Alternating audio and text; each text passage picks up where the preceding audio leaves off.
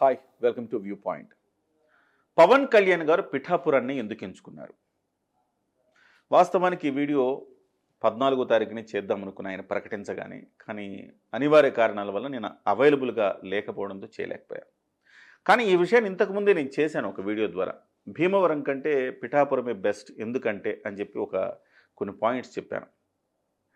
ఇవాళ మళ్ళీ ఇదే అంశం మీద మాట్లాడడానికి గల కారణం ఏంటంటే, కొంతమంది ఫోన్ చేసి అడుగుతున్నారు, అన్న చాలామంది అంటున్నారన్న గాజువాక నుంచి పారిపోయాడు, భీమవరం నుంచి పారిపోయాడు, మీ నాయకుడు మళ్ళీ ఇక్కడ చేసే దమ్ము ధైర్యం లేదా, ఇలాంటి మాటలు మాట్లాడుతున్నారన్న, వాళ్ళని ఎట్లా కౌంటర్ చేయాలన్నా అంటున్నారు. మీ ఎమోషన్ని రెచ్చగొట్టే ప్రయత్నం చేస్తున్నారు అంతే, అంతకుమించి ఏం లే. అలాగ అడిగిన వాళ్లకు మీరు చెప్పాల్సిన సమాధానం, రాజుకు తన కోటను నిర్మించుకునే హక్కు రాజుకున్నది. అది ఎక్కడ నిర్మించుకోవాలి, ఎలా నిర్మించుకోవాలన్నది ఆయన హక్కు. అది ముందు ఆయన సేఫ్గా ఉంటేనే రాజ్యాన్ని ఆయన సాధించగలడు, రాజ్యాన్ని పరిపాలించగలడు. కాబట్టి పిఠాపురాన్ని ఎంచుకునే హక్కు పవన్ కళ్యాణ్ గారికి ఉన్నది. సో అలా నిజంగా అదే నిజమైతే, ఓడిన చోటే మళ్ళీ పోటీ చేసి గెలవాలంటే, ఒక రాష్ట్ర మాజీ ముఖ్యమంత్రి, ప్రస్తుత ముఖ్యమంత్రి తల్లి, రాష్ట్ర మాజీ ముఖ్యమంత్రి సతీమణి, ప్రస్తుత కాంగ్రెస్ పార్టీ అధ్యక్షురాలు తల్లి అయిన విజయమ్మ గారు విశాఖపట్నంలో పోటీ చేసిన తర్వాత, ఓటమి ఎదురైన తర్వాత మళ్ళీ విశాఖపట్నంలో ఎందుకు నిలవలేదు? మీకు వర్తిస్తుంది కదా ఇది. పోనీ పులివెందుల్లో కాకుండా జగన్మోహన్ రెడ్డి కడప గడప దాటి బయటకు వచ్చి పోటీ చేయగలడా? ఆ దమ్ము జగన్మోహన్ రెడ్డికి ఉందా? ఉంటే పవన్ కళ్యాణ్ గారు కూడా వస్తారు. ఇద్దరు కలిసి ఒక మధ్యలో ఏదో ఒక నియోజకవర్గాన్ని ఎంచుకోండి, ఆ నియోజకవర్గంలో పోటీ చేయండి, డబ్బు ఖర్చు పెట్టకుండా పోటీ చేయండి. గెలిచే దమ్ముందా? ఖచ్చితంగా పవన్ కళ్యాణ్ గారు వితౌట్ మనీ గెలవగలడు. కానీ జగన్మోహన్ రెడ్డి గారు గెలవలేడు, ఎందుకంటే డబ్బునే నమ్ముకున్నాడు కాబట్టి. సో పులివెందులు దాటి ఆయన రాలేడు, మరి పవన్ కళ్యాణ్ మాత్రం ఎందుకు ప్రశ్నిస్తారు?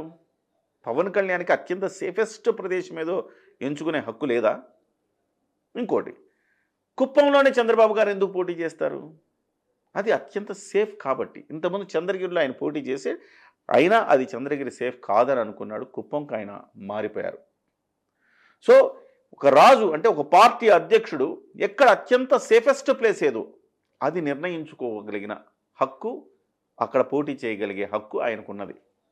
ఎందుకంటే ఒక పార్టీ అధ్యక్షుడు అత్యంత ఎక్కువ సమయం ఆయన నియోజకవర్గంలో ఖర్చు పెట్టలేడు, ఆయన మొత్తం చూసుకోవాలి. ఆయన లేకున్నా గెలవగలిగే నియోజకవర్గాన్ని ఎంచుకోవాలి. అందుకే ఆయన ఎంచుకున్నాడు పవన్ కళ్యాణ్ గారు పిఠాపురాన్ని. గతంలో పూర్వం మనం చూస్తే రాజులు ఒక చోట నుంచి తమ మకాంని ఇంకో చోటికి మార్చేవారు. ఎందుకంటే ఎక్కడ సేఫెస్ట్ ప్లేస్ ఉందో అక్కడికి మార్చుకుంటారనమాట. ఆ రకంగా పవన్ కళ్యాణ్ గారు మార్చుకున్నారు. ఉదాహరణకు మనం వారణాసిలో పోటీ చేస్తున్న నరేంద్ర మోదీ గారిని ఇక్కడ పాత బస్తీలో పోటీ చేయమని అడగగలమా? చేయగలరా? చేయలేరు. ఎందుకంటే అది అత్యంత సేఫెస్ట్ ప్లేస్లోనే ఉండటానికి వాళ్ళు ఇష్టపడతారు తప్ప, అనవసరమైన రిస్క్ చేసి ఆ రిస్క్లో అనవసరంగా పార్టీ పరువు, పార్టీకి సంబంధించిన ఇమేజ్ని దెబ్బతీసుకోవాలని చూడరు. అందుకే పవన్ కళ్యాణ్ గారు పిఠాపురాన్ని ఎంచుకున్నారు. తనను తాకాలంటే, ఒక రాజును తాకాలంటే 1,00,000 మంది తలలు తెగి పడితే తప్ప తాకలేనంత అత్యంత దుర్భేద్యమైన ప్రదేశాన్ని రాజు ఎలా ఎంచుకుంటాడో అలాగా పవన్ కళ్యాణ్ గారు పిఠాపురాన్ని ఎంచుకున్నారు అని చెప్పాలి. పిఠాపురంలో సామాజిక వర్గ సమీకరణాలు కావచ్చు, అలాగే తెలుగుదేశం పార్టీ బలం కావచ్చు, అలాగే పవన్ కళ్యాణ్ గారికి ఉన్న చరిష్మా కావచ్చు, అక్కడ పవన్ గారికి ఉన్న మెగా ఫ్యామిలీకి ఉన్న ఫ్యాన్ ఫాలోయింగ్, ఫ్యాన్ బేస్ కావచ్చు, ఎటు చూసుకున్నా Pithapuram is the best and safest place అని మనం చెప్పాలి. అందుకే పిఠాపురంలో పవన్ కళ్యాణ్ గారు పోటీ చేస్తున్నారు. ఇప్పుడు మొన్నటి వరకు పిఠాపురాన్ని ఎంచుకుని తప్పేమో అని ఒక గంట క్రితం వరకు చాలామంది అనుకున్నారు, ఈ వీడియో చేసే ముందు వరకు. ఎందుకంటే వర్మ గారు అక్కడ మళ్ళీ ఇండిపెండెంట్గా పోటీ చేస్తే పెద్ద ఇష్యూ అవుతుంది కదా అనేసి. నేను చాలామందికి చెప్పాను, నాకు ఫోన్లు చేస్తే, వర్మ గారిది అంతా కూడా ఒక టీ కప్పులో తుఫాన్ లాంటిదే, జస్ట్ ఆయనకై ఆయన డిమాండ్ పెంచుకోవటానికి చేస్తున్న కార్యక్రమం తప్ప ఆయన ఇండిపెండెంట్గా పోటీ చేసేంత ఒక రిస్క్ ఆయన తీసుకోడు అని చెప్తున్నారు. 2014 వేరు, అక్కడ ఎవరో ఒక ఆయన డబ్బులు పెట్టి అప్పటికప్పుడు వచ్చి పోటీ చేశాడు. బట్ వర్మ అనే వ్యక్తి తెలుగుదేశం పార్టీతో ఉన్నాడు కాబట్టి క్యాడర్ మొత్తం ఆయనతో ఉన్నది, ఆయన గెలిపించుకున్నది. కానీ ఇవాళ అలాంటి సిచ్యువేషన్ లేదు. ఇవాళ పవన్ కళ్యాణ్ గారి మీద పోటీ చేసేంత దమ్ము ధైర్యం వర్మ చెయ్యడని చెప్తున్నా అదే నిజమైంది.